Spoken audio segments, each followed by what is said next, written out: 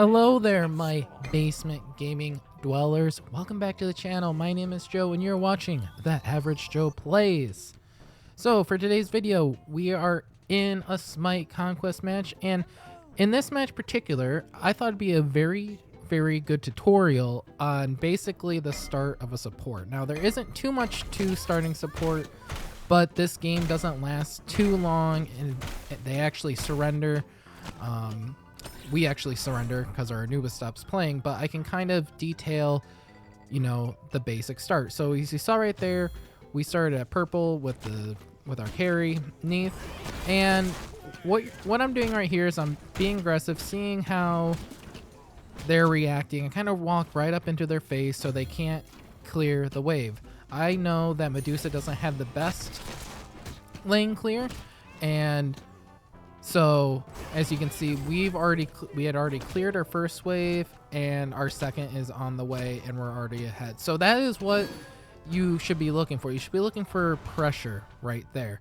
The other thing I forgot to mention is that you can also put a ward up in the enemy enemy purple camp. So as you saw right there, that was me just being very aggressive, just trying to get a kill, you know, ADC for support. So the only reason why we were in that position is because we had cleared the wave. We had enough pressure to just beat out their damage output plus the minion output. What you guys gotta understand about support is the damage that the minions are doing to you as well as the other team. So you don't want to just like kind of walk into the wave, take all this damage, and blah blah, because then you'll just die. So you have to be smart about it. So the next thing after that first initial, that's called a gauge of pressure. Once you understand what kind of pressure you're going to be getting and where you're at, you want to be doing those side camps. So we had already gone and got the red. The other one is the gold. Now, if this other team was playing a little bit differently, not kind of like being super aggressive, I kind of messed that up there, but I messed that up there. I'm not used to playing Ymir yet. So what I was saying is if they were kind of playing tower, we would go right to red immediately. We wouldn't even try to like do damage to them. Or if we don't have that pressure and they go to red, we go to gold, right? So you want to be like taking the camps, whichever one you can get to. And that's in like the first couple minutes. You know, we're only at minute 3 right now. And as you guys can see, we're playing really far up, and that is because we are out clearing them. We have the pressure. You know, they're playing kind of weird. The Bacchus is like all the way behind us in our jungle, so that's why we're so far pushed up right now. I'm helping clear the wave. The Cupid's doing a good job killing the wave. You know, we're just kind of waiting for that pick. The other thing to really understand is leveling. So from levels 1 to 2, especially on supports, you only have one of your probably stun abilities, or 1 or 2 of them. So that's not a lot, and if you gain levels ahead, that is a big advantage early on. So like, let's say they're trying. Ooh. Oh, he's gonna kill me. I almost dodged that. Watching back, I really wish like he had not come down there. But anyway, what I was saying is, if the enemy team is like level 2 still, or even level 1, and you're level 2 or 3, that means you can basically out-ability them, and you can get a really cheeky kill. If they're playing correctly, according to the pressure, you should be leveling and no one's dying. You should be around the same level. You should have the same abilities and all that kind of stuff. So the other things in the start of this, you should be in like the first, let's say that this is probably from minutes 0 to 6. You're making sure you're getting these camps as soon as they spawn. As a support, you don't last hit. You let the other team last, your carry last hit. No kill there. Oh, the jungler's here. All right. I really wish I had the ult. Got the ult. I'm gonna try to help my carry get away here.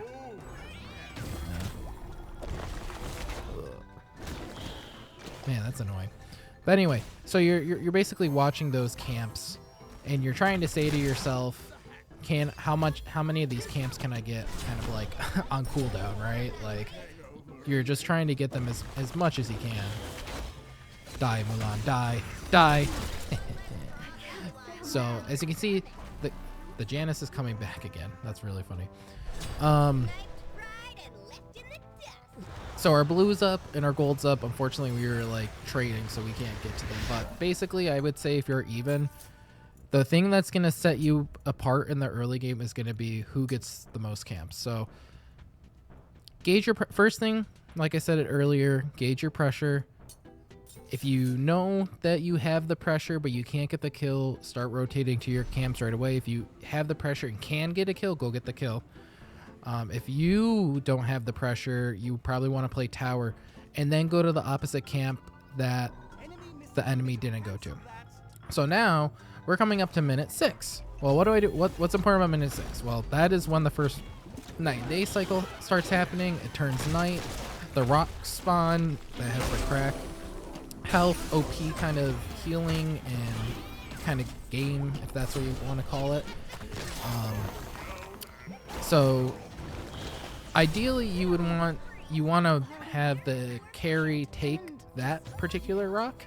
So leave that rock for your ADC player so they can go and get it. And then you really just want to leave this lane. You know, if nothing funny's happening, you just want to leave. We get really aggressive. You don't have to be doing this gold. We just got the kill and everyone rotated over here, so we were able to get this. But as you can see, I'm moving towards middle, and I always do this around the half. Like you can see the timer for this middle event on the mini map too. So like when that is at half, I try to be here at half. The reason is I tend to be there first. We can gauge kind of how we can position it. Maybe that's a little bit too early. Maybe it's not. It's more or less we can get, you know, situated before they can, right? So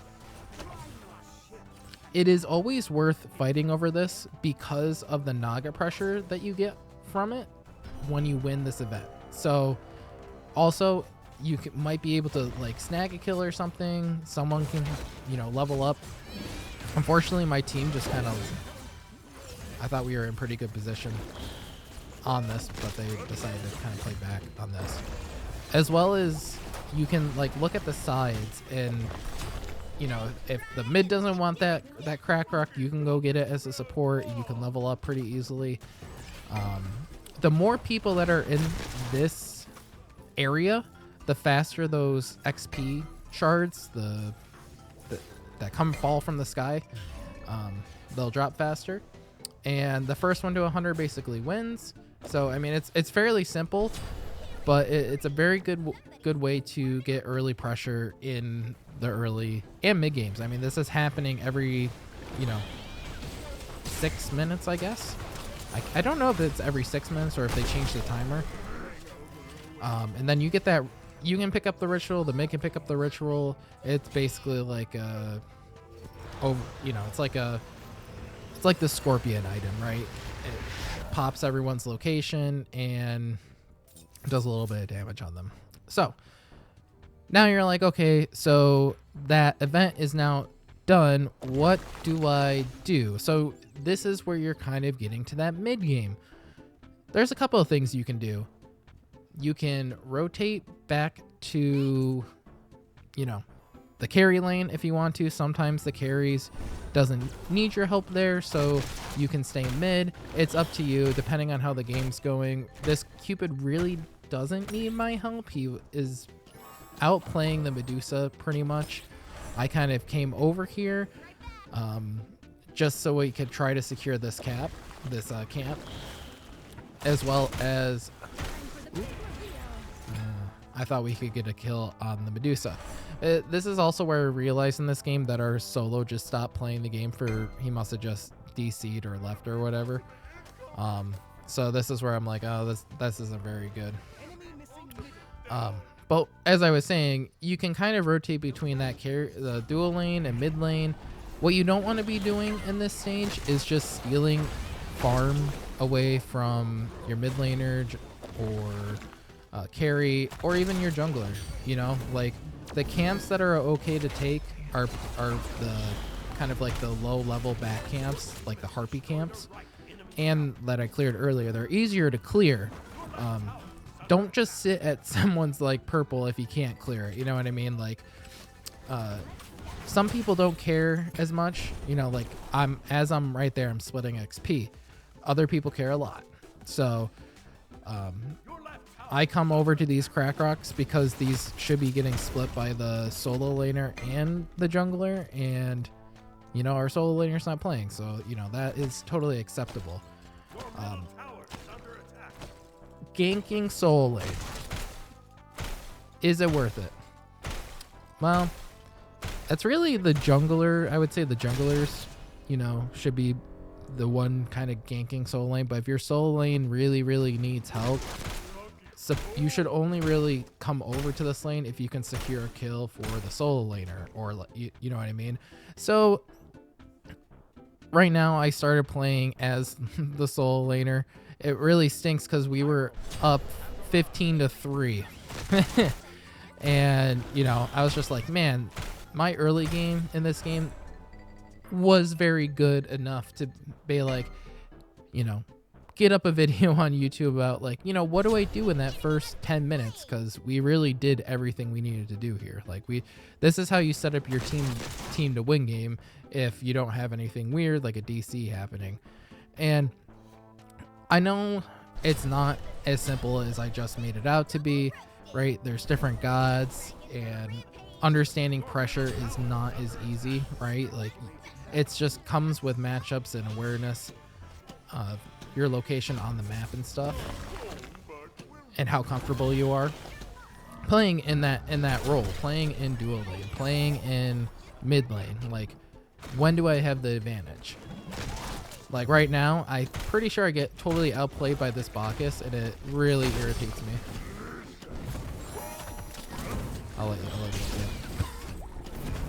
he murdered me, and I missed this under too, so he did that. And he actually plays this really well, where the Cupid's like can't do anything, and this is where the downfall happens. But different gods have different matchups. You know, other gods start hitting their peaks after they buy a certain, you know, second item or third item. They get to mid game, all that kind of stuff. So the early game, even though it was very different, you know, it can take a turn. You know, it's like there's early, there's mid, and there's late. You really do have to look at the gold difference.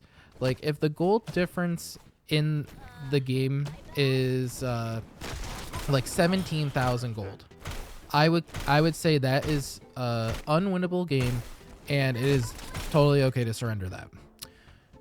But as you can see, our gold difference on this in this game right now is only 3,000, which is insane, right? Like we had like 14, 15 kills, and they only had 3, but it was still only a 3,000. So that means they're getting their waves, they're getting camps. I soloed that guy. Man, I need to play Ymir a lot more. It's just very difficult to come back when you don't have someone playing in Conquest. Always report those guys.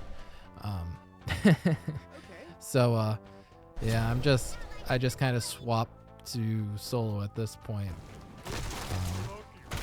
But yeah, I mean, the early game isn't too difficult. It's almost like if you guys want to view this like chess, right? There's generally like the first 20 moves are early game.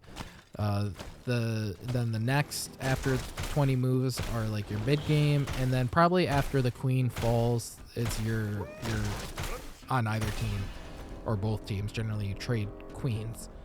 That is when your late game begins, and that's kind of how you have to view Smite. You have to play a certain way for a little bit, then you kind of have to adapt depending on the situation in the mid, and then by the end of the game, you should be all team fighting. So like right now, going from like beginning to mid, if I was not playing solo, I would have been grouped probably closer to this mid with and jungle area, because they were kind of trying to fight in this mid. They just don't have it's just kind of hard when you don't have that tank or support, whoever is playing support, helping secure the kills with like a CC stun, all that kind of stuff, because they're trying to do damage, as well as, you know, it's not easy doing a 4v5, you know, especially when they have a Mulan that can also stun.